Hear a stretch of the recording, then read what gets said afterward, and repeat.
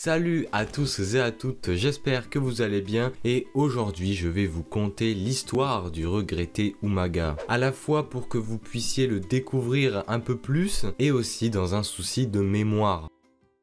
Umaga, ou de son vrai nom Edward Smith Eki Fatou, né le 28 mars 1973 dans les îles Samoan, fait partie de l'une des familles les plus prestigieuses du catch. Et ce n'est nul autre que les Anoa'i. Et si cela ne vous dit rien, le champion actuel de la WWE du côté de SmackDown en fait partie. Umaga va, comme tout catcheur qui se respecte, s'entraîner assidûment. Et de son côté, il va être formé à la Wild Samoan Pro Wrestling Training Center, un enseignement qui sera dirigé par ses propres oncles Afa et Sika durant l'année 1995. Il va débuter dans la fédération se nommant WXW et très vite il aperçoit le haut niveau puisqu'il sera amené avec son cousin Matt à participer à un segment à la WWF, et cela avec son propre frère Solafa Fatou Jr. Et suite à cet angle, les deux cousins vont se mettre en équipe et continuer à se développer dans le ring, comme par exemple dans la fédération de la Memphis Championship Wrestling ou encore la Frontier Martial Arts Wrestling. Ils vont d'ailleurs y remporter les titres par équipe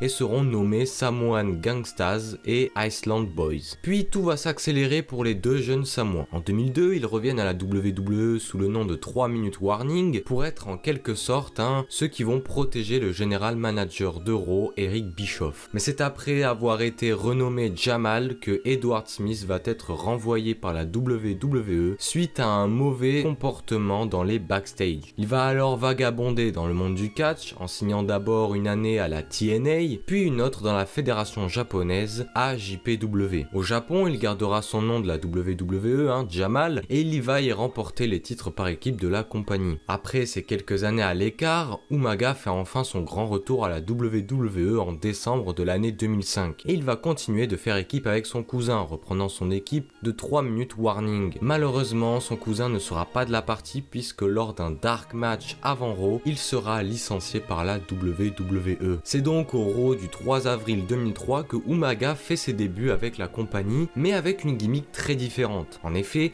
rien que son nom Umaga signifie la partie finale et la plus douloureuse du tatouage samoan, ce qui laisse un peu présager de son personnage. Et il est présenté comme une force de la nature prêt à tout écraser sur son chemin et qu'il est seulement contrôlable par son manager Armando Alejandro Estrada. Il va alors avoir divers feuds, notamment avec Ric Flair, et va enchaîner les squash matchs, battant alors des milliers de jobbers, et gagne des victoires sur des superstars comme Triple H, Shawn Michaels ou encore John Cena. Il reste donc invaincu à la WWE et devient alors le challenger numéro 1 au titre de la WWE, détenu à l'époque par John Cena, et suite à diverses attaques de Umaga, le match entre les deux sera organisé pour le pay-per-view New Year's Revolution 2007. Match qu'il va perdre suite à un roll-up de Cena, brisant alors sa série d'invincibilité. Suite à son programme avec John Cena, dont il ne sortira pas victorieux, il sera nommé par Vince McMahon pour être son représentant dans le Battle of the Billionaire match avec Donald Trump à WrestleMania 23. Il devra alors affronter Bobby Lashley, et le boss de la WWE, après lui avoir confié cette tâche, il va même lui offrir un match face au champion intercontinental Jeff Hardy, et c'est un match où le titre sera en jeu. Et Umaga sera cette fois-ci victorieux et remporte alors son premier titre à la WWE. Mais suite à sa défaite à WrestleMania 23, Umaga va devoir se racheter auprès de Vince McMahon en s'opposant à Bobby Lashley durant l'année. Lashley qui va d'ailleurs faire perdre le titre intercontinental à Umaga lors d'un Raw au profit de Santino Marella dans un segment qui reste quand même assez culte. Il va finalement devenir un espèce de sbire, permettant ainsi par exemple à Vince McMahon de gagner le ECW Championship à Backlash 2007. Il réussira aussi à récupérer son titre intercontinental face à Santino Marella, et il est important de noter que Umaga fera partie de l'un de mes pay-per-view préférés. Bien sûr, cela reste subjectif évidemment, avec No Mercy 2007 où Triple H va devoir littéralement affronter 3 opposants pour son titre, et cela signifie donc qu'il échouera à reprendre le titre mondial à Triple H. Sur la route de WrestleMania 24, il va entrer en rivalité avec The Animal Animal Batista, mais perdra son match à ce show-ci. Puis on notera aussi une rivalité avec Jeff Hardy qui vont les mener à s'affronter à One Night Stand 2008, match qu'il perdra une nouvelle fois malheureusement. Entre 2008 et 2009, il va être drafté au show bleu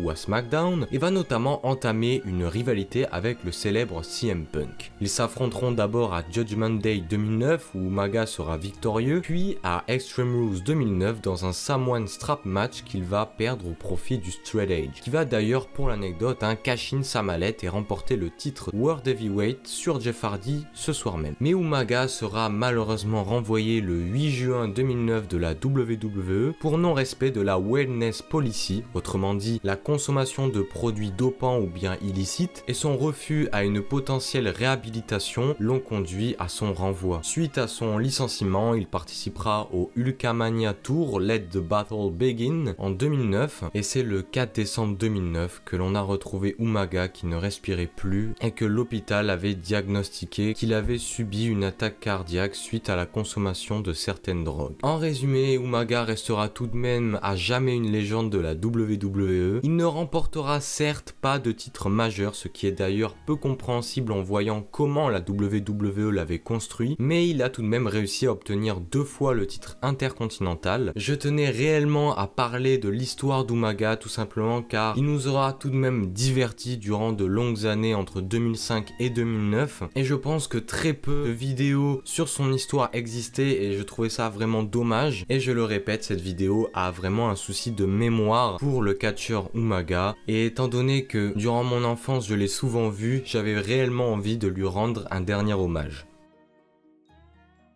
Voilà, c'est tout pour cette vidéo, j'espère vraiment qu'elle vous aura plu. Voilà, c'est sûr qu'on ne parle pas forcément d'un John Cena, mais je trouvais quand même cela important de parler de Umaga et de sa carrière. Si cette vidéo où je vous conte l'histoire de Umaga vous a plu, n'hésitez surtout pas à écrire un commentaire, j'essaierai vraiment d'y répondre. Évidemment, n'hésitez surtout pas à mettre un petit pouce bleu, à cliquer sur le bouton rouge pour vous abonner, pour me soutenir et surtout à activer la petite cloche, à me suivre sur tous mes réseaux sociaux qui sont dans la description pour ne louper aucune vidéo. Et moi, il ne me reste plus qu'à vous dire allez ciao, bonsoir.